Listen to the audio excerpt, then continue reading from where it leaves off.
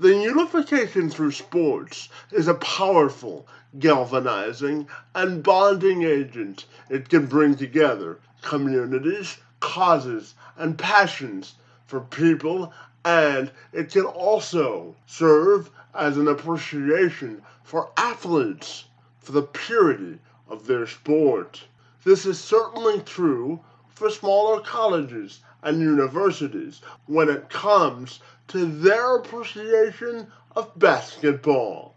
And John McCarthy has been passionate about sports all of his life, and he's the founder of Small College Basketball, a platform intended to bring about the importance and unification of smaller colleges and universities when it comes to the sport of basketball. He joined me this week to tell me how the platform has evolved and brought about opportunities for the athletes it's intended to highlight. I'm Kevin McShann. Let's have this conversation.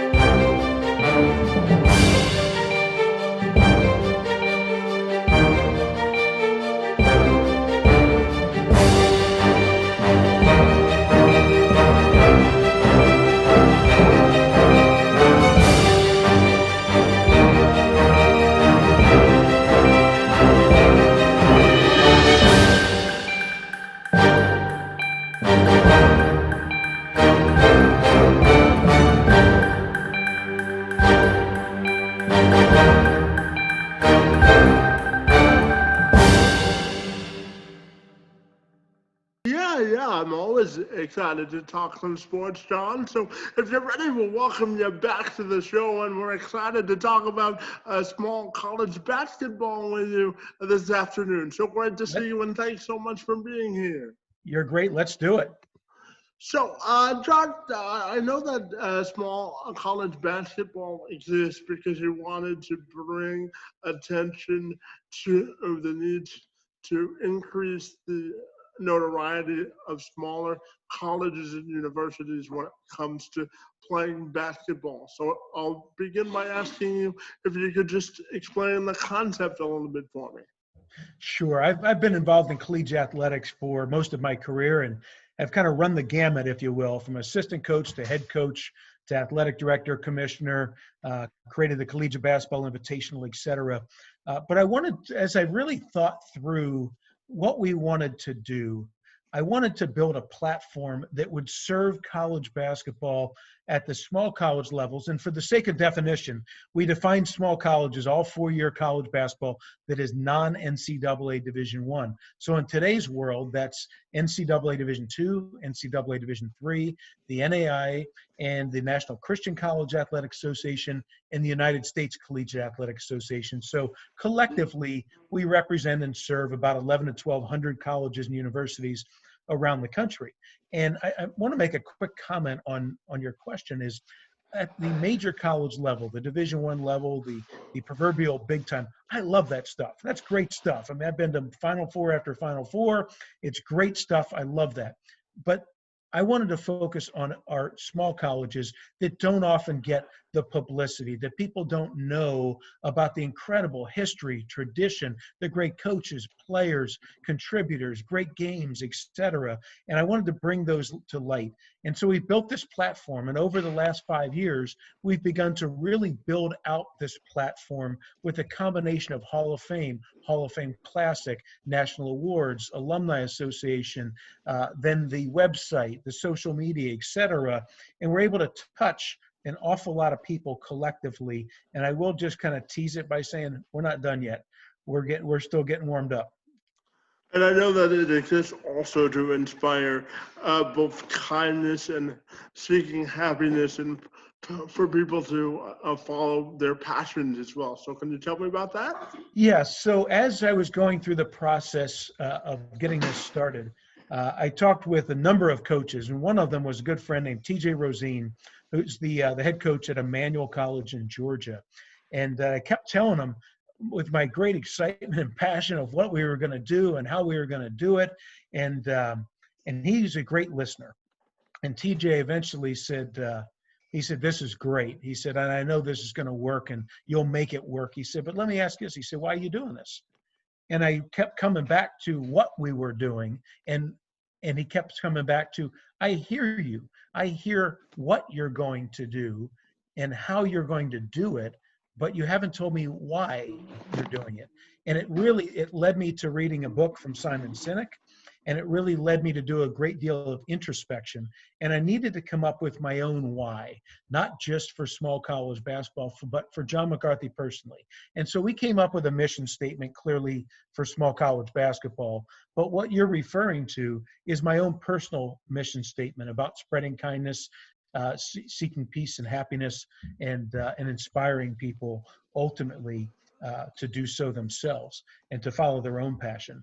And so that's my personal why statement. And I think that needs to exude through me no matter what I'm doing, whether it is running small college basketball or Team Smile or being a husband or father. I think it's important to understand what my own purpose is and my own mission. So I appreciate you giving me the opportunity to talk about my own personal why. Yeah, absolutely. And I also know that you want to sort of build a community of ambassadors to promote small college basketball. So can you also tell me about that? Sure. So in doing so, we've created a number of committees to get people engaged in the process of what we're doing. And for example, at this point, we have 3 national committees. We have the Hall of Fame Committee, we have the National Awards Committee, and we have the Alumni Association National Committee.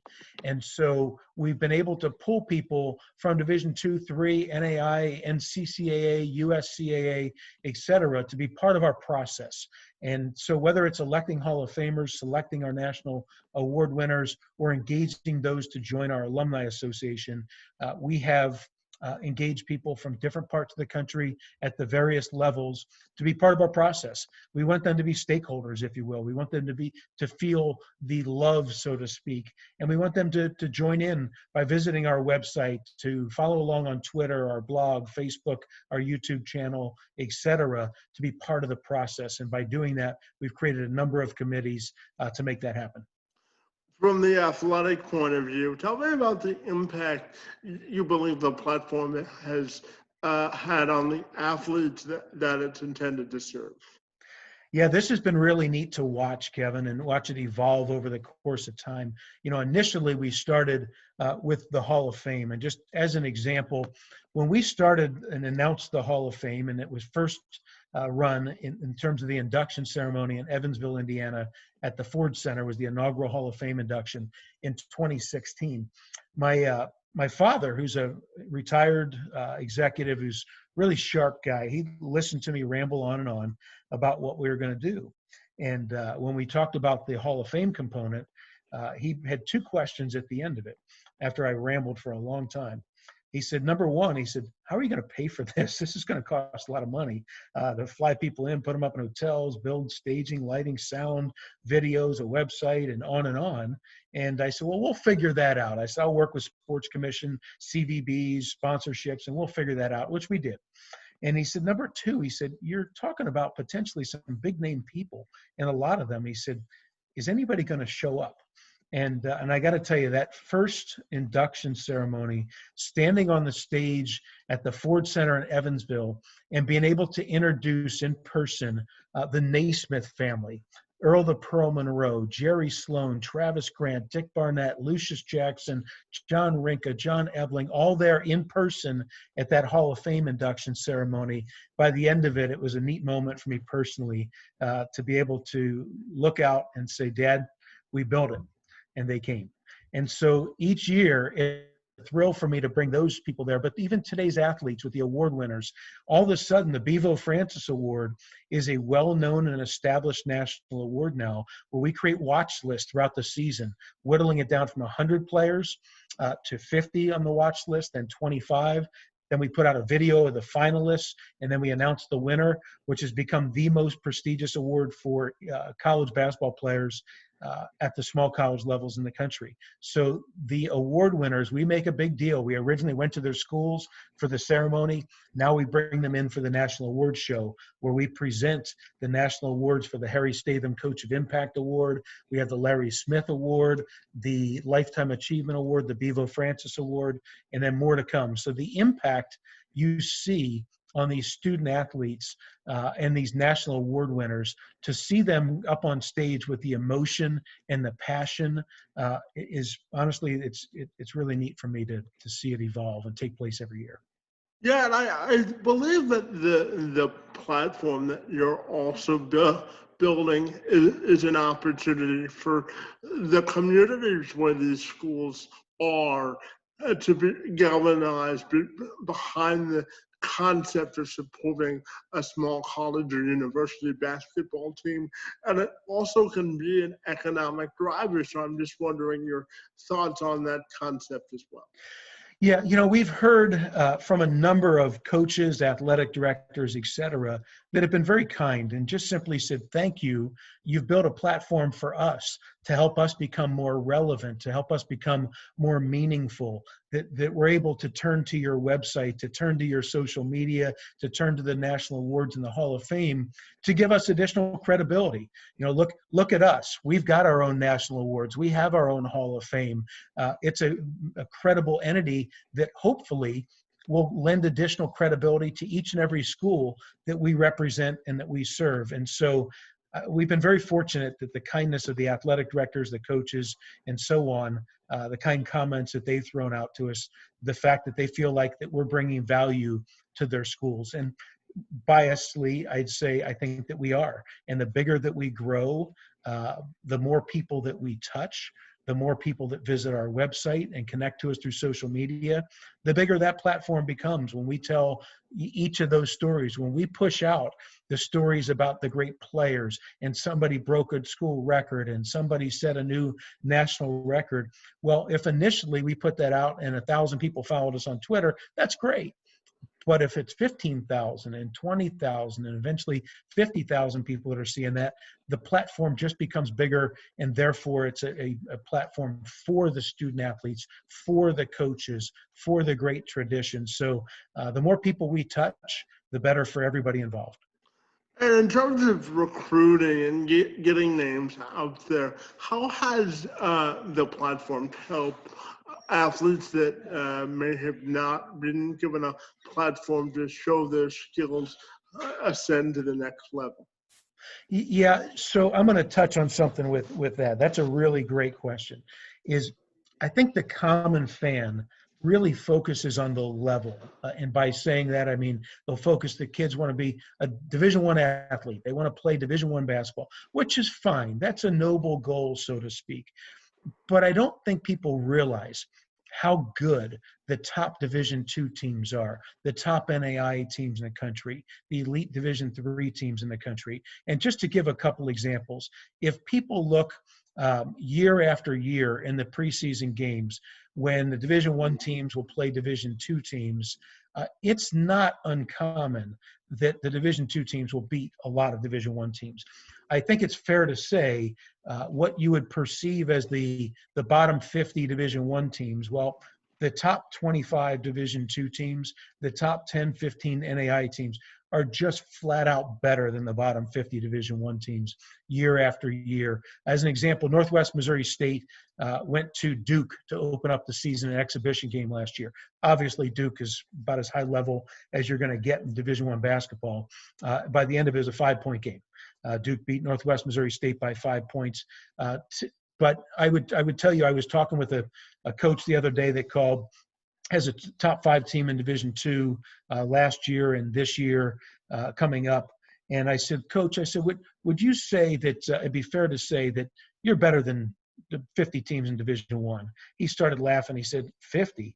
He said, it's a lot more than 50. He said, I think that we're probably as good or better than 100 teams in Division I. And so our platform, though, has called the attention to how good these top players are and these top top teams at Division II, Division III in the NAI, and because we're able to bring light and push out those game stories and push out information about how good these players are and the pro contracts they're signing afterwards, or that situation where a Division II player at times, and I don't know if I necessarily like what is happening at times, but sometimes Division II players that are really good are leaving and spending their last year or two of eligibility in Division I. Well, one of them just left the Division II program, starts a Division I school, leads his team in scoring, got drafted in the NBA draft. This has happened a couple times recently. Or gone and started on a major Division I team after playing Division II basketball. It's not that uncommon. These players are really good, and the top teams are really good and really fun to watch. And I think our platform has begun to call a lot of attention to that fact. And my final question for you is, if people want to get involved, whether they be coaches, athletes, fans, or people that are just interested in the platform, how do they do that? Yeah, thanks for the prompting that one there. That's where I get to throw my shameless plug, right? But the answer to your question, in short, is go to our website at smallcollegebasketball.com. Smallcollegebasketball.com, or go to our Twitter handle at smcollegehoops, smcollegehoops on Twitter, or find us on Facebook at Facebook/smallcollegebasketball. And our YouTube channel has over 100 videos now of our Hall of Fame inductee speeches, our national award winners. We put out a highlight film at the end of each of the last couple seasons that's getting viewed a lot of times. And so go to our YouTube channel. Just type in Small College Basketball on YouTube, and that'll come up. Subscribe to our YouTube channel. Follow us along. We're pushing out a lot of information through our social media and through our website. So I encourage people to follow us, like us, subscribe to us, and follow us along on a regular basis to learn all the great things that are happening for college basketball. So please follow along. Fantastic, John. I want to thank you for an engaging and interesting conversation about the importance of small college basketball. I want to thank you for your time and for being here this afternoon. Really great to see you again, and thanks for being here. Thanks so much, Kevin. You are a great inspiration, and I'm so appreciative of you having me on today. Thanks so much for all you do. Fantastic.